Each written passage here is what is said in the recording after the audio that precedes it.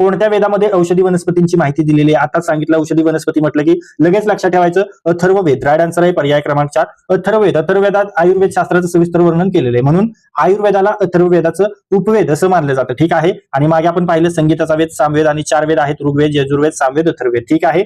समोरचा प्रश्न, गौतम बुद्ध यांचे जन्मस्थळ कोणते? आता बौद्ध धर्मासंबंधीचे जे काही महत्वाचे प्रश्न ते आपण पाहणार आहे.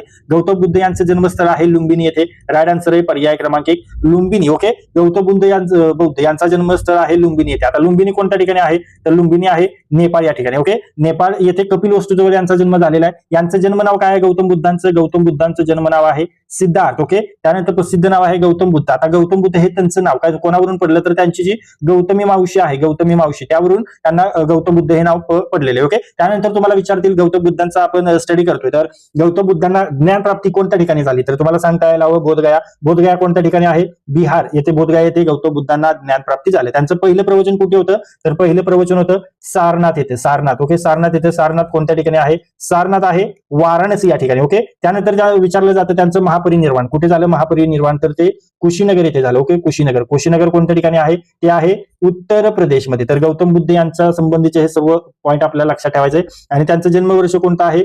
इसवी सन पूर्व 563 हे त्यांचं जन्मवर्ष आहे. समोरचा प्रश्न पाहूया.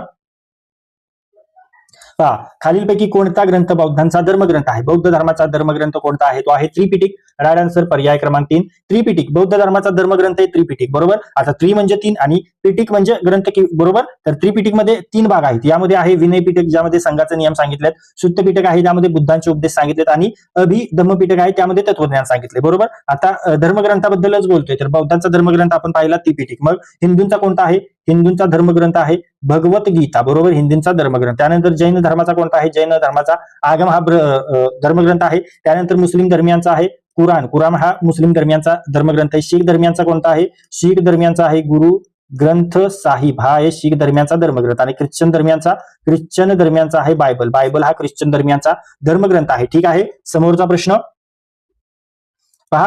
बहुजन हिताय बहुजन सुखाय ही संकल्पना ही कोणाची शिकवण आहे? बहुजन हिताय बहुजन सुखाय ही शिकवण आहे बौद्धांची. राईट आन्सर आहे पर्याय क्रमांक 2 बुद्ध. ओके. बहुजन हिताय बहुजन सुखाय म्हणजे काय? तर सर्वांच्या हितासाठी व सर्वांच्या सुखासाठी ही बुद्धांची महान शिकवण आहे. त्यांनी 29व्या वर्षी राजपदाचा त्याग केला होता आणि समाजासाठी काम करायचं ठरवलं होतं, आणि त्यांनी त्यासाठी अष्टांग मार्ग सांगितला होता. व आचरणासाठी त्यांनी 5 मार्ग सांगितले होते. त्या 5 मार्गामध्ये आहे पहिला अहिंसा. अहिंसा हा पहिला आहे. त्यानंतर सत्य. ओके. इंद्रियांवर संयम, चोरी न करणे आणि निर्व्यसनीपणा हे 5 मार्ग आहेत. आणि याचवर ही बौद्ध धर्माची मूलभूत तत्वज्ञानाची ओळख या 5 मार्गावरून आपल्याला समजते. यासोबत बुद्धांनी अहिंसा, करुणा